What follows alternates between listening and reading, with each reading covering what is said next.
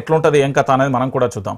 ఇక దాంతో పాటుగా నిన్న జనగామ ఎపిసోడ్ మనందరం చూసాం. జనగామకు సంబంధించి బీఆర్ఎస్ వర్కింగ్ ప్రెసిడెంట్ కేటీఆర్ అక్కడికి వెళ్ళడం, కేటీఆర్ కు సంబంధించి పూర్తి స్థాయిలో కూడా చాలా మంది కూడా అటు పోచంపల్లి శ్రీనివాసరెడ్డి కానీ, లేకపోతే మాజీ ఉప ముఖ్యమంత్రి తాటికొండ రాజయ్య కానీ, దాంతోపాటు జనగామ మాజీ ఎమ్మెల్యే ముత్తిరెడ్డి యాదగిరి కానీ, ఆ తర్వాత పల్లా రాజేశ్వర్ రెడ్డి కానీ, ఆ తర్వాత ఎర్రబెల్లి దయాకర్ రావు కానీ చాలా కీలక నేతలందరూ కూడా నిన్న జనగామలో సర్పంచ్లకు సంబంధించి గెలుపొందిన సర్పంచ్లకు సన్మానం చేయడం, దాంతో పాటుగా పూర్తి స్థాయిలో ప్రజల్లోకి వెళ్తున్న తరుణం అయితే చాలా స్పష్టంగా కనబడుతుంది. ఏం జరుగుతుంది, ఎందుకు ఈ వేదికను టార్గెట్గా కేటీఆర్ వ్యూహాలు ఉన్నాయి అనేది కూడా చూసే ప్రయత్నం అయితే చేద్దాం. ఒకసారి నిన్న అసలు జనగామలో కేటీఆర్ ఏం మాట్లాడిండు, ఎందుకు మాట్లాడాల్సి వచ్చింది, దాంతో పాటుగా అక్కడ ఒక్కొక్కరు నేతలు మాట్లాడిన అంశాలను చూస్తే రేవంత్ రెడ్డి మాటలకు ఇక మేము సరిపోము అనే ఈక్వల్ గా వచ్చే అవకాశాలు చాలా స్పష్టంగానైతే కనబడతాం. ఒకసారి చూద్దాం. రేవంత్ రాబందు కాలం అంటూ కూడా చూడొచ్చు. రాబందు కాలం తెచ్చిండు. ఎరువుల గోసలు, కరెంటు కోతలు, మూటలు మోసుడు తిట్లే తెలుసు, నదులపై తెలంగాణపై అవగాహనే లేదు, అడ్డగోలిగా ఉర్రుతుండు, తొందరలో కరుస్తేనేమో రేవంత్ను కుటుంబ సభ్యులు కట్టేయాలి, ప్రజలు కూడా సీఎంను తిట్టుకుంటున్నారు, కేసీఆర్ కోసం ఎదురు చూస్తున్నారు, జనగామ ఆత్మీయ సమ్మేళనము ఆ కేటీఆర్ అంటూ కూడా చూసిన పరిస్థితి కనబడుతుంది. నిన్న మాట్లాడిన మాటలలో ఒక్కొక్కరు ఒక్కొక్క రకంగా మాటల తూటాలు వేల్సిన పరిస్థితి కనబడుతుంది. అసలు మామూలుగా లేవు. మీరు చూస్తే మాత్రం మీరు ఒకసారి చూడండి, మన వైఆర్టీవీ తెలుగు న్యూస్ ఛానల్లో ఇల్లు ఉంటాయి. ఎందుకంటే ఒక్కొక్కరు ఒక్కొక్క రకంగా కూడా మాట్లాడిన పరిస్థితి కనబడుతుంది. ఒకరు రేవంత్ రెడ్డి ఏ భాష అయితే వినియోగించాడో అదే భాషలో కొందరు మాట్లాడారు, అంటే తిట్ల పురాణం. ఇంకొకరు తెలంగాణ మీద సోయి లేదు, అసలు తెలంగాణ ఇదని వివరించను. ఇంకొకరు బీఆర్ఎస్ పార్టీకి ఏం కాదు, కేసీఆర్కి ఏం కాదు, మేము ఉన్నంతకాలం అని ఇంకొకరు ఇగో కనుమరుగు కాదు బీఆర్ఎస్ పార్టీ అంటే ఇది అంటూ మరికొంతమంది స్పీచ్లు ఇచ్చినాం.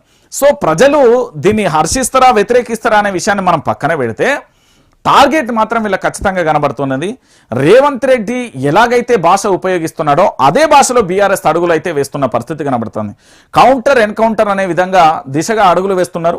సో రేవంత్ పరిపాలన నచ్చట్లేదు తెలంగాణ ప్రాంత ప్రజల్లో 95% తెలంగాణ ప్రాంత ప్రజలందరూ కూడా ఎప్పుడో చెప్పిళ్ళు.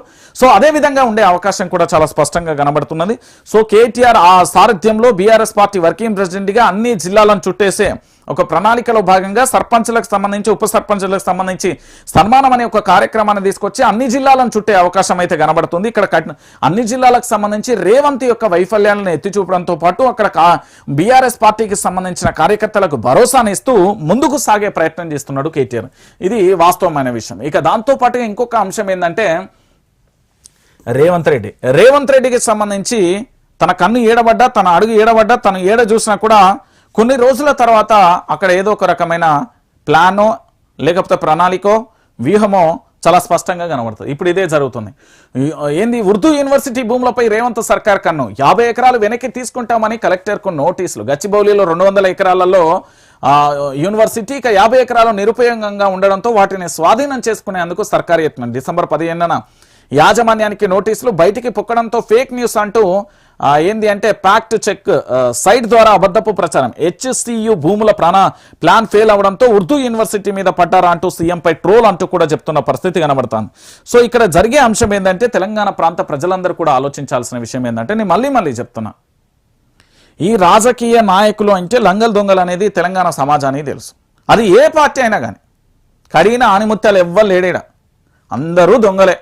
ఎవరి చరిత్ర చూసినా ఏమున్నది గర్వకారణం, గదే అవినీతి పుట్ట అని ఉంటుంది. మీరు చూడురి, మీరు ఉదాహరణకి ఏ పేరైనా చెప్పురు ఈ తెలంగాణలో, అందరూ గా కుటుంబం నుండి వచ్చిన అవినీతి కుట్రలు కుతంత్రాలు గక్కడి నుంచి వచ్చిన వాళ్ళు, ఎవరికి అడిగిన ఆనిముత్యాలు కాదు. నేనేమంటున్నానంటే విద్యకు సంబంధించి బడి గుడి ఏంది అంటే దేవాలయం లెక్క భావిస్తాం మనం. నేటి బాలలే రేపటి భావి భారత పౌరులు, రేపటి భవిష్యత్తు జనరేషన్ తీర్చిదిద్దేది పాఠశాలలు, చదువులమ్మ తల్లి. సో అలాంటి చదువుల మీద రేవంత్ రెడ్డి పడ్డాడు. మళ్ళీ విద్యాశాఖ మంత్రిగా ఆయనే కొనసాగుతున్నాడు. మీరు చూడరి, మన ఓయి ప్రొఫెసర్ కాసిం గారు చెప్పేది కదా, ప్రేమిస్తాడు విద్యాశాఖను, ప్రేమలో పడ్డాడు. ప్రేమించుడు కాదు, టార్చర్ పెడతాడు విద్యాశాఖను, లవ్ టార్చర్ పెడుతుండు. గదే జరుగుతుంది.